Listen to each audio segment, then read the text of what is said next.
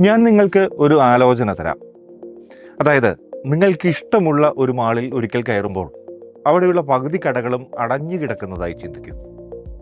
അമേരിക്കയിലും ലോകത്തിലെ മറ്റു ഭാഗങ്ങളിലുമായി ആയിരക്കണക്കിന് റീറ്റെയിൽ സ്റ്റോറുകൾ അടയുകയാണ്.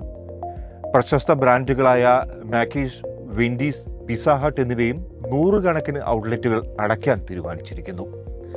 അപ്പോൾ റീറ്റെയിൽ മേഖലയ്ക്ക് ശരിക്കും എന്താണ് സംഭവിക്കുന്നത്? ഇത് മറ്റു രാജ്യങ്ങളിലേക്കും വ്യാപിക്കുമോ? നമുക്കിത് എളുപ്പത്തിൽ മനസ്സിലാക്കാം. 2026 മാത്രം 1000-ലധികം റീറ്റെയിൽ സ്റ്റോറുകൾ അമേരിക്കയിൽ അടയാൻ സാധ്യതയുണ്ട് എന്നാണ് വിശകലനങ്ങൾ പറയുന്നത്. ഇവയിൽ പലതും ഷോപ്പിംഗ് മാളുകളിലെയും പഴയ റീറ്റെയിൽ ലൊക്കേഷനുകളിലെയും കടകളാണ്. ചില കമ്പനികൾ നഷ്ടമുണ്ടാക്കുന്ന സ്റ്റോറുകൾ അടയ്ക്കുകയാണ്. മറ്റു ചില കമ്പനികൾ അവരുടെ ബിസിനസ് മോഡൽ തന്നെ മാറ്റുന്നു. ഉദാഹരണത്തിന്, പ്രശസ്ത ഡിപ്പാർട്ട്മെന്റ് സ്റ്റോർ ചെയിൻ ആയ മാക്കീസ് ചില ലൊക്കേഷനുകൾ അടച്ച് ചെറുതും പുതിയ രീതിയിലുമുള്ള സ്റ്റോറുകളിലേക്ക് മാറാൻ പദ്ധതിയിടുന്നു. Fast food ചെയിനുകളായ Wendy's, pizza hut എന്നിവയും ലാഭമില്ലാത്ത ചില ഔട്ട്ലെറ്റുകൾ പൂട്ടുകയാണ്. സ്റ്റോറുകൾ അടയാൻ കാരണമാകുന്ന ഏറ്റവും വലിയ ഘടകം എന്താണ്? അത് ഇ-കൊമേഴ്സ് ആണ്. ആമസോൺ പോലുള്ള പ്ലാറ്റ്ഫോമുകൾ ആളുകൾ ഷോപ്പിംഗ് ചെയ്യുന്ന രീതിയെ പൂർണ്ണമായി മാറ്റി. ഇന്ന് ഉപഭോക്താക്കളുടെ ഇഷ്ടം വ്യത്യസ്തമാണ്. ഓൺലൈൻ വഴി ഓർഡർ ചെയ്യുക, വീട്ടിലെത്തുന്ന ഡെലിവറി, ഓൺലൈനിൽ തന്നെ മറ്റു ഉൽപ്പന്നങ്ങളുമായി വിലകൾ ഉടൻ താരതമ്യം ചെയ്യാനുള്ള സൗകര്യം, ഇതൊക്കെയാണ് ഉപഭോക്താക്കളെ ആകർഷിക്കുന്നത്. അതുകൊണ്ട് തന്നെ പല ഫിസിക്കൽ സ്റ്റോറുകളിലും വരുന്ന ആളുകളുടെ എണ്ണം കുറയുകയും വിൽപ്പന താഴുകയും ചെയ്യുന്നു. ലളിതമായി പറഞ്ഞാൽ, ഇപ്പോൾ ആളുകൾ കടയിൽ പോകാതെ മൊബൈൽ ഫോണിലൂടെ ഷോപ്പിംഗ് നടത്തുന്നു. മറ്റൊരു പ്രധാന കാര്യം, കച്ചവട സ്ഥാപനങ്ങളുടെ നടത്തിപ്പ് ചെലവുകൾ വർദ്ധിച്ചതാണ്. ഇന്ന് റീറ്റെയിൽ സ്റ്റോറുകൾ നടത്തിക്കൊണ്ടുപോകാനുള്ള ബുദ്ധിമുട്ടുകൾ ഇതൊക്കെയാണ്.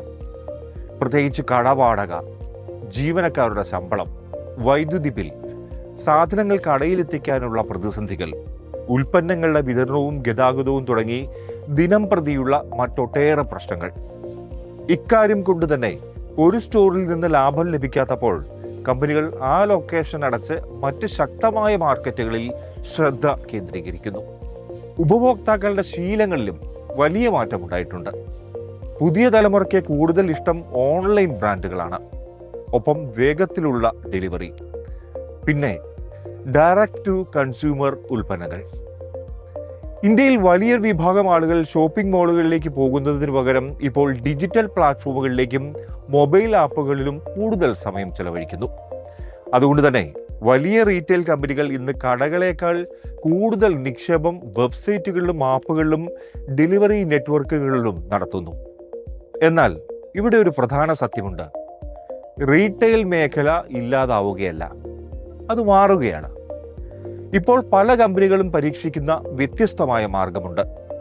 ഉൽപ്പന്നങ്ങൾ പരിചയപ്പെടാനും വാങ്ങാനുമുള്ള ചെറിയ സ്റ്റോറുകൾ തുടങ്ങുക. എന്നിട്ട് ഓൺലൈൻ, ഓഫ്ലൈൻ സംയോജിത ഷോപ്പിങ്ങിന് അവസരമൊരുക്കുക. അതായത്, വലിയ ഷോറൂമുകൾക്ക് പകരം പിക്കപ്പ് ലൊക്കേഷനുകൾ മാത്രം. അങ്ങനെ ഭാവിയിൽ നമ്മൾ കാണാൻ പോകുന്നത് കുറച്ച് സ്റ്റോറുകൾ, പക്ഷേ കൂടുതൽ സ്മാർട്ട് റീറ്റെയിൽ അനുഭവങ്ങൾ. ഞാൻ നേരത്തെ പറഞ്ഞതുപോലെ റീറ്റെയിലിൽ ലോകം ഇപ്പോൾ ഒരു വലിയ മാറ്റത്തിലൂടെ കടന്നു പോവുകയാണ്. അങ്ങനെയെങ്കിൽ പ്രധാന ചോദ്യം എന്താകും? എന്തായാലും സ്റ്റോറുകൾ നിലനിൽക്കുമോ എന്നതല്ല, ആരാണ് ഈ മാറ്റത്തോട് വേഗത്തിൽ പൊരുത്തപ്പെടുന്നത് എന്നതാണ്. ഇക്കാര്യത്തിൽ നിങ്ങളുടെ അഭിപ്രായം എന്താണ്? പ്രത്യക്ഷത്തിലുള്ള കടകൾ അപ്രത്യക്ഷമാവുമോ?